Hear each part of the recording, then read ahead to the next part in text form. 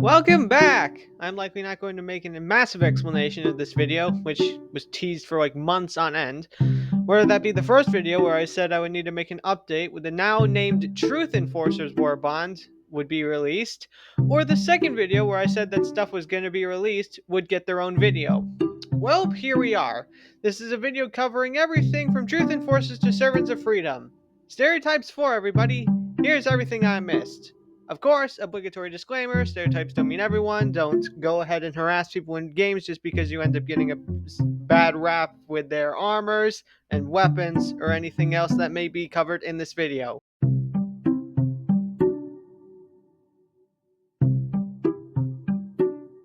The Hot Shotgun is the perfect blend of high stopping power and a useful support tool. Anybody using this shotgun has mastered the use of swapping shell types, and has been using the shotgun type weapons for very long.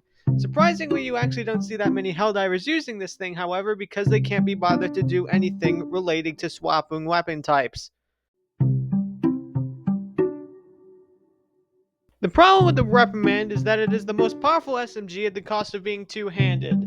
This doesn't hinder the Reprimand, as most people who use this just want a mix of an assault rifle or an SMG. That, or they're just role-playing as a first-order infiltrator.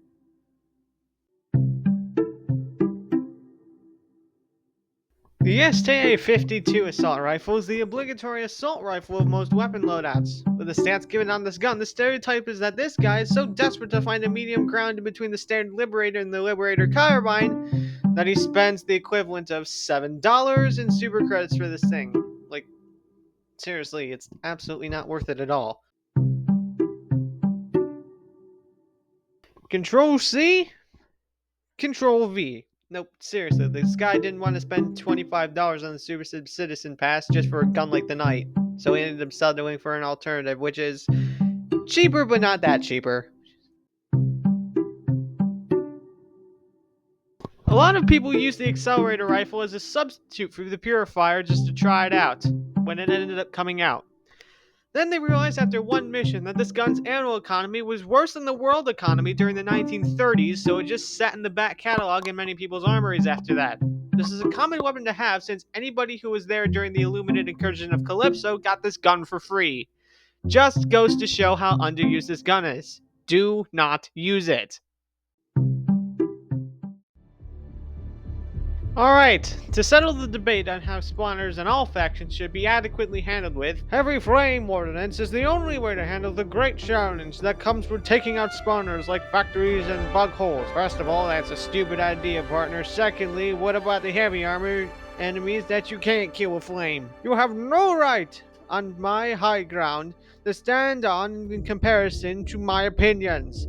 You aren't even using the double-edged sickle. That clearly shows you can't take risk for reward in a tough situation. Bullshit, it just kills you faster. The reason nerf doesn't really help a survivability case. It is not a nerf.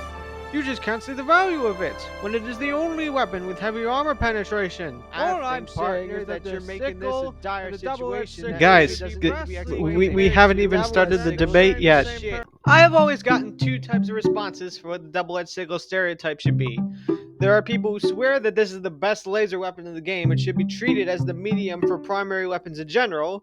And then there are those who think that the weapon sucks and you're better off just choosing the normal sickle.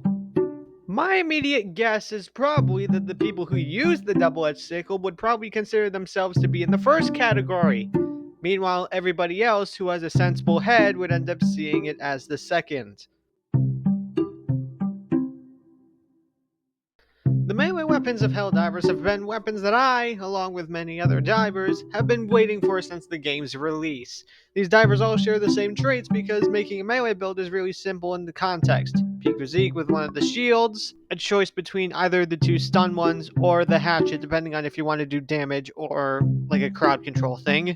These divers will swear by these weapons and make sure everybody knows that they are using a melee build. The Loyalist is a small pocket purifier that isn't really that great of a secondary in comparison to the two utility secondaries. The diver uses the Loyalist because they are a purifier extremist and need to fall back on something similar to it when they end up trying any other primary weapon. The grenade pistol on crack. The ultimatum is the definition of having a +4 card as your final card in a game of Uno. There's nothing stopping you from using it, and it feels great while using it. It's a real shame there are only 2 grenades in the chamber. The type of diver who uses the ultimatum is either a tactical mastermind taking out enemy tactical assets with a little no help, or the diver who just wants to watch the world burn. He has the drone master armor on and is using one of the 3 guard dogs for his backpack stratagem to fit the roleplay of Drone Helldiver. There are 4 main types of people who use the unflinching armor. The first type is the stylist. This diver doesn't give 2 seekers up their ass about practicality and uses the inspector armor even though it's widely considered the worst small armor in the game. They just want to have fun and joke around. The next is the Imperial Royal Guard. This guy uses the Bloodhound and also has the Reprimand and a melee weapon in hand to cosplay as an Imperial Royal Guard or a First Order Infiltrator. The next type of person is the Total Jackass. This guy uses the Doubt Killer and actively goes out and ruins other people's fun. Not using a metal loadout, kill him. Not helping you clear an objective while you're halfway across the map, group up and kill them. They wouldn't bite you back in the ass, now would they? The final person is everybody else. They're just trying to vibe and they're mostly commonly using the Bloodhound and any helmet that isn't the Bloodhound. Because they want to be practical, they want to be seen as practical, and they can't use the Doubt Killer because, well, refer to the third stereotype for that one. This diver always seems to want to play solo. They will actively hunt down objectives and act as quick as possible. The problem is that they will sometimes get sick of their other teammates if they don't pull as hard as that diver does and will berate the other divers for it. The people using this armor are not going for the looks, and I'm more sure of that than the unflinching stereotype. These guys are looking sick as hell and have a decent passive to back it up, being immune to elemental resistances. Also, surprisingly good on the bug front when every single elemental type of damage would actually be really good there.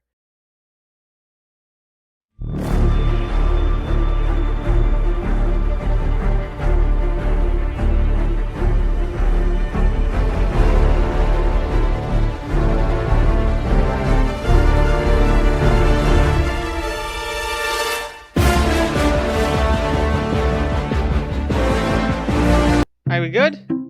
Is that everything? Alright. Well, it seems like we are finished here, and the surprise bonus episode is finally done. I feel like we're missing something. It's just...